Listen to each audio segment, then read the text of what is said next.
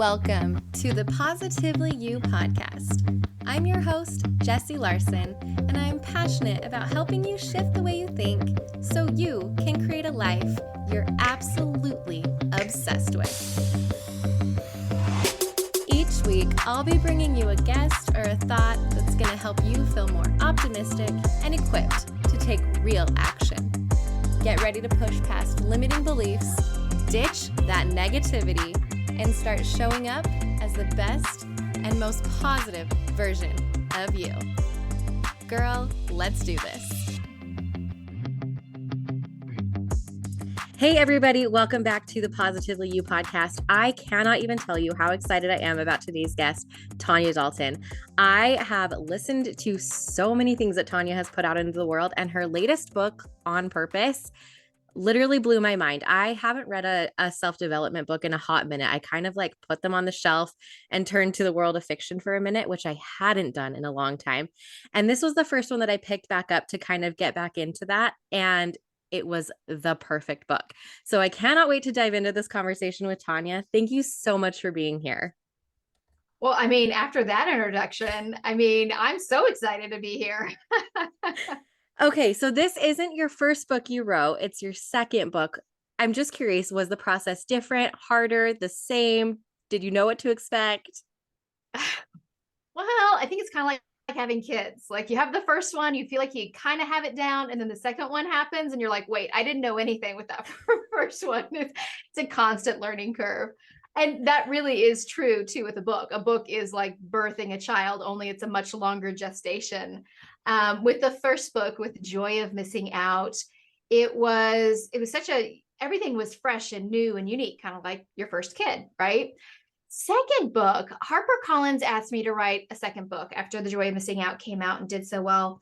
And I thought, oh yeah, I'll write a book on goal setting, no problem. I've taught thousands of women how to set and achieve goals.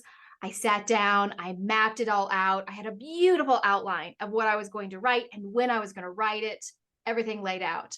That was in February of 2020. And then March of 2020 happened, which of course is when the world just went crazy because all of a sudden we're in the middle of a pandemic. I'm homeschooling kids that I never anticipated homeschooling. So I have kids at home. I'm trying to run a business, and there was no way I could write this book. There was no possible way. So I kept getting kind of like, okay, I'll have to deal with that later, pushed aside.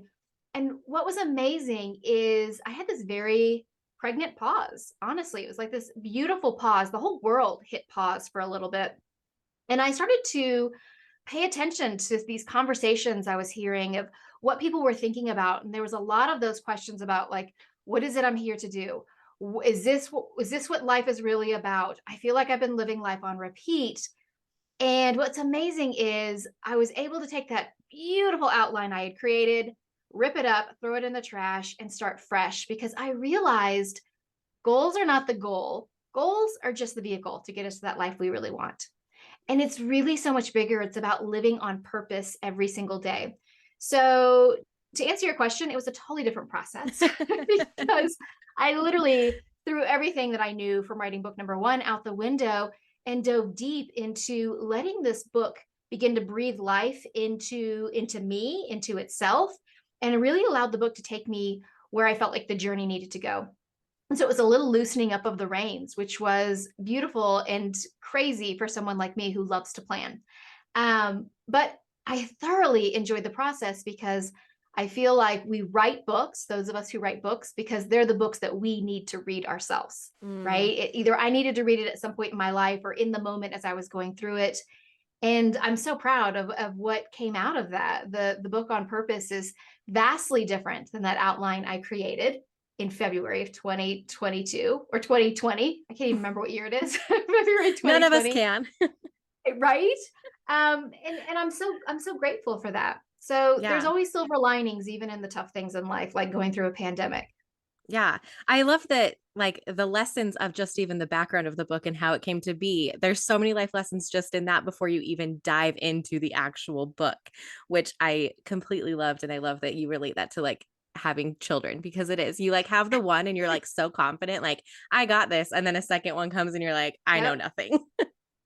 Yeah, and I'll be honest, that trend just continues. Like you feel like you hit a patch where you've got parenting figured out, and all of a sudden they're at a new phase. And all of a sudden they're doing new things and you don't know what you're doing all over again. It's just a constant, repetition of figuring things out, just kind of like life in general. Absolutely. So you started out setting a goal setting book and then shifted everything, ripped it up to on purpose. So, what does it mean to be living on purpose? Yeah, I think that's the big question because I feel like a lot of times people hear that word purpose and it feels really heavy, like Yeah, purpose, like it I've got to defines you find my now. purpose. Yeah. Yeah, and we feel like we have this one giant purpose and we don't know what it is, and we almost just want to hide because it's too big and scary and overwhelming. And the truth is, living on purpose, it's not about changing who you are. It's rising up and becoming the best version of you. It's looking out at that horizon and seeing this bright, beautiful tomorrow that you dream about, and then working each day to get closer to that beautiful vision you have for your future. So it's really that double entendre of living to a purpose, really discovering what your purpose is, which we dive into in the book. And then also that on purpose idea of living with intention, really being active in making choices so that you go to bed at night and it feels amazing because you know you're doing work that gets you closer to that vision you have for tomorrow and the next Mm. day and 10 years down the road and so forth. Yeah, I love that. And it can feel like such a paralyzing question, I think, of like, what's my Mhm. purpose or what's my passion? Like, what am I on this earth to do? And so many times we just like push that off. Like, I'll deal with that Yeah. later. I'll figure it out later. I'm still It's young. so I don't know. big. Well, and there's so many things that fill our life, right? Like we're moms, we're busy. We've got like 1,500 things on our to-do list that if you have figure out my purpose on there too, it's like, okay, well, dinner needs to be made, laundry needs to be done, all of the things. Yep. And I can see how we wake up one day and life has just gone and we aren't living it. We're just, it's busy and it's full, but are we really living our life? Yeah. Are we really being intentional? I think so often we are chasing busy. We are doing 1,000 things on our to do list and we're busy all day long. And then we fall into bed at night. We're exhausted. We're overwhelmed. And we think to ourselves, oh, why didn't I get more done? Or I'm the worst. I didn't do these things. And I think so often it's because we're caught up in this trap of thinking we need to do 50 things, that if we're not busy, we're somehow failing, right? Mm-hmm. We fall prey to this idea that we should be constantly earning our value, earning our worth by doing. And truthfully, when we do less, but when we do less things, but things that truly matter more, that's when we slip into bed. That's when we go to bed and we go, oh, today felt amazing. Today felt incredible. I'm amazing. And the truth is, if you're not going to bed at night on a regular basis feeling like your days are amazing, that's a red flag. That's time to stop, step back, take a deep breath, and really assess, what am I doing? Do I like what I'm doing? Am I happy with what I'm doing each and every day? Because what we do with our days, with our time, that is a choice. It sometimes feels like it's not because we're just caught in this loop of what we're supposed to do or what we should be doing. Both red flag words, should be and have to and supposed to. All of those are things for us to question. I think we lose that magic of being 3 years old and asking that question, why? And those of you with a 3 year old know that a 3 year old can ask why 5 million times and then ask it a million more times. We lose that as we step into adulting and we stop questioning things. We just try to solve things instead of saying, why isn't this better? We just go, I just need to fix this, or this is just how it is. And the truth is, diving into the why, that gets you the answers you want so that you can really start living that life that feels meaningful, that feels significant, that feels successful. Yeah, I loved that part of the book where you talked about diving into the why, and I think it was like 5 whys, and Yes.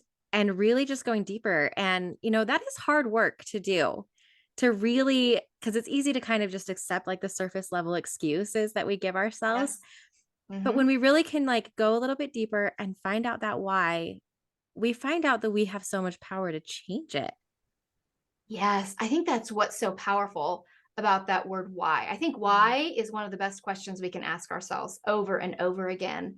It really is channeling your inner 3 year old because when we start diving into it, we get to the root cause. So in the book, I have a little activity or a process that I call the fifth why that I love because you can literally do it while you're in the shower, while you're driving in a car, because it's asking that question why 5 times. When something is a supposed to, or I should be doing this, asking yourself why. Why is that something I think I should be doing? And then asking why again and asking it again and asking 5 times to really get to that root. And usually what you'll find is there's some story there. There's Mm-hmm. some deep limiting belief that tells you a good mom does this, or a bad mom does this, or a good friend does these things, right? Or a good person. And when we realize that these stories are not even real, or they're not even stories that we want, we can pull them up and we can change them for ourselves. And that is incredibly powerful. That Yeah. question why is one of the best things we can do in our lives because we do tend to live life on repeat. We think, oh, this is just how things are. Or, when you're a new mom, you're not supposed to have time to shower. No, no, that's not true. Right. Or when you're a mom, you're supposed to put your dreams aside because now it's all about your kids. No, not a true story. Let's dive into that. What's causing these stories to come up for you? And then let's bring those up, bring them to light. When we bring them to the light of day, we're able to really see that they're not really truths. They're actually lies that are holding us back. Yeah, yeah, absolutely. And also, along the same line of asking why, and you keep mentioning your 3-year-old self and going back to that, you Mhm. talk in the book a lot about using our past to help us decide what we want in the future. Mhm. How do you use that? Yeah. Well, we kind of touched on this idea earlier that word purpose feels so heavy. It feels so Mhm. weighted because we feel like we have no idea what it possibly could be. Right. And the truth is, your purpose is really hidden in your past. We just don't like to dive into our past because it's filled with all kinds of things we don't want to think about. Things like trauma and failure and right things that didn't go wrong, mistakes. And here's the truth, we've all got them. Our pasts are all littered with all of those things. But truthfully, if we dive into our past, if we look at the things in our life from our childhood and beyond, we can start to really find not just the amazing trophies, the things that we loved and we did well, but also the things we didn't like. The truth is, if I said right now to your listeners, I want you to make a list of 20 things you think you want for the future, 20 things. You might go, oh my gosh, I have no idea. Like, gosh, 20 is so many. But if I said, okay, I want you to write down 20 things you don't want, 20 things you would never want to repeat, 20 things that you wouldn't want to have happen to you, you'd say, only 20? I can come up with like 50 or 100 in like 10 Right. minutes. And when we know what we don't want, it's so powerful because we can push against that regret and we can find resilience. We can see what we want when it's really clear what we don't want. So, starting there is really powerful. Even starting with the shiny trophies of our past, the things that we liked. Like think about who you were when you were younger, when you were a young girl. What were the things you were passionate about that got you really excited? What did you want to be when you grew up? And then you can ask yourself, why? Right? So let's say that you love softball. Let's say that softball was like this amazing thing that you had so much fun doing. Okay, your purpose is probably not to be a professional softball player, but why did you like softball? Was it being outside? Was it moving your body? Was it the team aspect of it? Right? Same thing with what did you want to be when you grew up? Why did you want to be a teacher or an astronaut or the president? Why did you want to be Wonder Woman? Okay, we're not really going to be Wonder Woman, but why did you want to be her? Was it because she stood for truth and justice? Was it because she stood up as a role model for generations of young girls? Was it, how she really fought against the bad things in the world? Why did you want these things? Why did you like them? Going back to that 3-year-old, right? And asking that question, why? And when we start mining in our past, we can lay it all out in front of us and it's so full of ideas. And all of a sudden you remember, oh, I love these things. And they start combining together. And you're like, this is really what I want more of in my life. That's really Mm. powerful. That is so powerful. And one of the favorite things that you mentioned is how easy it is to do this exercise. I don't know about you or you listening, but I do my best thinking in the shower and in the car. And so these are great places to like just kind of be with yourself and dive into these questions a little bit. And I think not that this is the easier part of it, but sometimes like the thinking and the planning is the easier part. It's the taking action that we might get like tripped up on. So Mhm. I know that's where I get stuck a lot. I'm like, okay, I know why, but like I still don't have the time. Or like I might be, I need to do it perfect. So if I don't have all my ducks in a row, Yes. I can't get Mhm. started quite yet. Um, the perfectionism or the procrastination and not being able to take action on that. So is that where you see like you getting stuck or other people getting stuck? Is that a thing or am I alone in this? Oh, you are definitely not alone in this. No, not at all. I mean, honestly, especially perfectionism, that is something that hinders so many women. I like to say that perfectionism is just a mask that procrastination wears. We use that as an excuse that, oh, I don't have everything figured out. You're never going to have it all figured out. Even people who look like they have it all figured out, they don't have it all figured out. It's kind Nope. of like we talked about earlier. You get one kid, you think you have it figured out, second kid comes along. Doesn't mean you're going to say, well, never mind, I'm not going to parent anymore. You figure it out. Same thing, right? But here's the thing, it really is about the small steps. I think so often we falsely believe it's only the giant leaps that really count or that really matter. When in truth, it's the small, tiny, itty bitty little steps in our lives that are going to get us where we want to go. In the book, I talk about this idea that the where we are now and where we want to go, that space in between them is this giant chasm, like the Grand Canyon. And so we believe we have to like tinker together and create this like jetpack to zoom us across the Grand Canyon in 20 seconds flat. When the truth is, if we just took one small step in front of the next, one foot in front of the other, we would make our way down the canyon walls. You can cross the Grand Canyon in a day by Yes. putting one foot in front of the other. And we lose sight of that in our life if we just take one small step each day, like gifting yourself 10 minutes a day to do one tiny thing to get you closer to a goal or a dream. That adds up. That starts to compound interest over and over. And all of a sudden, those small steps add up to giant steps or big, huge leaps. A lot of times we undervalue those small steps. Have you ever been for like a hike or a walk and you get to a point and you think, "Oh my gosh, I can't go any further." But then you stop and you look back at how far you've come and all of a sudden you're like, oh, "I can do this. Look how far I've already come," right? Yeah. Sometimes you have to look backwards in order to see how far forward you can really move. That's the same thing. All those small steps got you halfway up the hill. Once you're halfway there, you didn't even realize it. You look back and you're like, wow, all those steps counted. Now I can keep going. So don't undervalue the messy, small, tiny steps that you can take. It doesn't have to be all figured out. In fact, when we don't have it all figured out, we're so much more innovative. This is how some of the best inventions, the best innovations in our world have been discovered. Truthfully, it's through mistakes, it's from trying, it's from experimenting, it's by being willing to be messy and being okay with that. Yeah, 100%. Hearing you say the small steps, that is one of my biggest things that I advocate for all the time. And every time I hear another expert saying that, I'm like, yes, thank you. The small steps, we discount those so Yeah. often. And the one thing that I loved about your book too is they're so like, please go pick it up, you guys. It's so good. The audio version is great, but the actual book, you have so many drawings and graphs and visuals in there. So if you're a visual learner, like the graph you had about when you were taking your kids on a road trip and it was like those little steps, those little mile markers. So good. So I just again, I can't sing enough praises for it. But the idea of looking back and seeing those steps, I think that proof is really important as well because Mhm. we can get we might think like, okay, yeah, it is the small steps, it is the small steps, but then you get so exhausted thinking like, but this is taking forever. And so having that proof behind you, so huge. Another place where I think people might get tripped up then, like I'm just going to throw all of the detours and roadblocks Just at keep you. throwing them at me. It's good. It's like, but what about? So what about the person who is too passionate?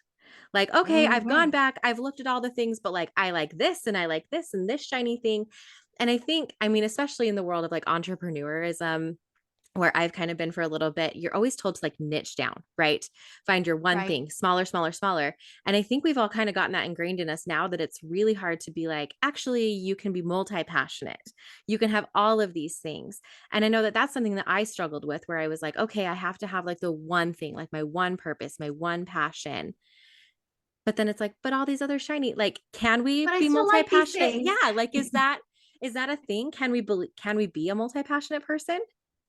Yeah, we're all multi-passionate. Truthfully, if you were to scour the planet, every corner of the planet, you would not find a single person that's like, nope, one thing, only like one thing, right?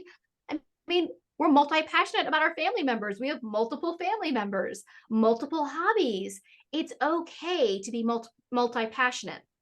What's not okay is to use that as your excuse. Hmm. So that's the kind of caveat there. You can't say, well, I can't do this because I like so many other things. And this is one of the things that I encounter a lot when I'm working with women in their businesses is they're like, well, I have like 17 businesses I want to start. And I'm like, okay, but you're one person, right? And they're like, well, Amazon does all this. And I'm like, yes, but Amazon started selling only books.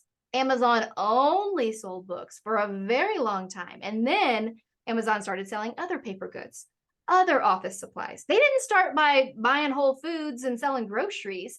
They were very niched. And then as they felt really comfortable and confident, then they took on more and they expanded. And it's the same thing for all of us. We can do a few things very, very well. We can't do everything really, really well. We end up doing everything kind of halfway or feeling scattered and worn out. So there's an exercise that I walk through in the book about the multi-passionate person. How do you really figure out what you're passionate about if you don't take the time to really write it out? And then I walk you through an exercise that makes it really, really clear. Oh, this is where I want to focus. But here's the thing too. Just because that's where you focus doesn't mean you throw everything else away. So Yeah. for example, I had my first business. I started my first business in 2008. Started it with $50 with the goal of bringing my husband on board, absorbing his income. Was able to do that within about a year, scaled it, grew it, wasn't passionate about it. And then I was like, I want to close it down, even though it paid all of our bills, even though it fed my kids the 3 meals a day that they do like to have. I decided that we were going to close it down. And I was like, okay, what do I want to do? What if there is nothing that I really want to do? What if there's too many things, right? So one of the things I explored was I really love building things. I really love power tools. I love knocking down walls and rebuilding them. And actually, when I was really stressed and trying to figure out this whole decision, I tore apart my whole deck and rebuilt it because that's what I love to do. But when I dove in and I started seeing what are these different things I'm really passionate about, I knew I wanted to start Inkwell Press. I knew I wanted to work with women and really help redefine productivity. That doesn't mean I don't still love building things. So every year for my birthday is always over like Memorial Day weekend because it's in Mm. May. I take the long weekend and I build something over the weekend. I build plans for it. I map it out. I get out my power tools. I go to the lumber yard and I build a piece of furniture because I love doing it. But I don't spend every day building furniture. I kind of compartmentalize it. And I spend a good amount of time really diving deep into that passion of mine. Doesn't mean I've forgotten it. I just don't let it be the main focus for my day. My main focus is what I'm most passionate about, which is helping women really understand that productivity is not about doing more. It's doing what's most important, what I'm talking about right here today. Yeah. Yeah. And just like what you were saying, what's most important is going to be different for every single person. Oh, I Yes. love that. And Yes. you do have such a good visual of this of like the time and when certain things are going to take priority and something else takes a little bit of not a back seat, but just kind of like not 100% on this. It's living on purpose really is just taking a minute to be intentional and just like looking at it. And we live this lie, and I know it because I believed it for so long until I started asking myself why, right? Mm-hmm. And of but I'm too busy. I can't even like sit down to like plan this. I mean, I even have the excuse of, the weeks where I don't meal plan because I was just so busy and I didn't take the time to meal plan. And then that week goes to hell. Like, It totally does. I'm right there with you. and so it really is like I think we make this living intentional and like taking the time to ask ourselves these questions and plan it out and figure it out, we make it so much harder and so much bigger in our mind that we just keep going on autopilot. But really, your life becomes so beautiful. Like just the process of going through the book too, you can just see this like evolution of like, oh my gosh, you've gone from hamster wheel and frazzled and going to bed at the end of the night tired but not really accomplishing anything, to getting to this point where, like you said, you're going to bed at night excited and feeling fulfilled. And I think that that is so important, and we just pass it by with these lies and stories that we tell ourselves. Yeah, I think the question is, why am I busy? What am I busy doing? A lot of times we say yes to anything and everything that comes knocking on the door, even if we don't like who's knocking or what they're bringing. We feel like the opportunity only knocks once, so we have to open the door, we have to let it in, right? And the truth is, a lot of times that's filled with a lot of obligation and expectation. Going back to some of those red flag words of should, I should be doing this, or I'm supposed to be doing this, or a good mom bakes 75 dozen brownies for the bake fair, or whatever, whatever it is. And a lot of times we need to actively make that choice of, what do I want to say yes to? Because every time we say yes, we're saying no to something else. So when you're saying yes to the things you're not really passionate about, the things that don't really excite you, you're saying no to so many other things. A lot of times we're saying no to time with our families, no to our own goals, no to our passion projects, no to the hobbies that we love, because we're saying yes out of obligation, out of guilt, out of worry about what other people are going to think of us. When the truth is, if we set these beautiful boundaries of what we want to say yes to and what we want to say no to, that's so freeing for us, because then we're able to dive deep into the work that really lights our soul on fire. Don't undervalue work that sets your soul on fire. I think so often we just think we're supposed to say yes all the time. And if you chose to say no to those things that don't really excite you, because let's be honest, when you're showing up for those things, you're not really all there. You're a little bit frustrated, you're a little bit irritated, you're a little bit impatient with it because you didn't really want to do it in the first place. So that's not the best version of you. And when, I don't know about you, but when I'm showing up as not the best version of Tanya, I'm not the best wife. I'm not the best mom. I'm not the best person in the world. I'm snappish. I'm irritable. I'm angry, right? Yeah. I want to show up as the best version of me for everyone in my life. And that means choosing to do things that truly do get me excited. So Yeah. I actually, in The Joy of Missing Out, my first book, there's a whole chapter on saying yes and saying no and how you can say no with grace, because I think that is a really hard thing. No is a complete sentence is such a great thing to say. It's such a difficult thing to live. So I even have like a little strategy that I walk you through of how you can say no and feel really good saying no, and how the other person walks away feeling really good when you say no to them as well, which is Oh, important too. absolutely. I'm so glad you mentioned that, because I was like, okay, but like we can identify the things that we maybe want to say no to, but I think there's so many of us that have the hardest time. And that you said, no is a complete sentence, that changed my life. It, like you said, easier said than done, like hard, easy to say, hard to Mhm. practice. I remember like texting like, "No, I can't." And being like, "Oh my gosh, please don't hate me. Please like don't." Ugh." And guess what? She like The deep sky breathing. is still there. Like the world didn't end. It's all Yeah. okay. So, two great books for you to go get, On Purpose and then Tanya's first book, The Joy of Missing Out, because both of those will help you so much.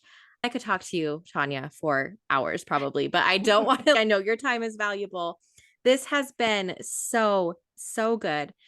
Her book, you guys, if you got anything out of this, the book is like 100 times what this conversation was. So please, please, please go get it. And Tanya, I know there's 100 other places they can probably find you. Where's the best place to go if they are just eating you up and want more? Yeah, well, I would say honestly, one of the easiest and fastest things you can do is right after this podcast ends, whatever podcast player you're listening to, do a search for The Intentional Advantage, which is the name of my podcast, or just search by my name and you can follow my podcast there. Or you can go to my website, tanyadalton.com, and that has all my podcast episodes. We're on 270 some odd episodes at this point. And it has access to my books and all the extras, because there's lots of bonuses and extras that come along with my book, free resources, and everything and anything about me. So TanyaDalton.com or The Intentional Advantage just on your podcast player. Awesome. And I'll make it even easier for you. And it's right there in the show notes. So you just have to click it. You don't even have to go search. So again, Tanya, thank you so much. I've loved this conversation. Thanks so much for having me. Thank you for hanging out with me again today. I'm so glad you pressed play. If you want to take a quick second to share this episode with someone you think would love it too, that would be amazing. If you're loving the show, make sure you go and leave a review on iTunes. Reviews are like magic for podcasts, and your review will help get this show into the ears of more amazing women just like you. And come find me over on Instagram. I'm there at positively.jessie, and I cannot wait to hang out with you some more. So until next time, have an amazing week.